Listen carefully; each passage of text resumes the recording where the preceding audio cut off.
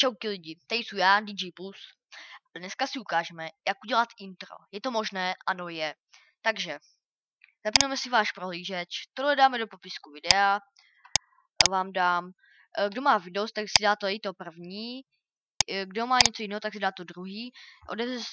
Odevzeme si Windows Movie Maker, já mám 2.6, takže tam dáme ten videoklip sem, písničku a dáme vytvořit titulky do vybraného klipu, něco tam napíšeme, dáme hotovo, vložit titulky do filmu.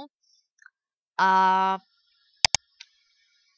no, takže já vám to ukážu a doufám, že se vám to bude líbit.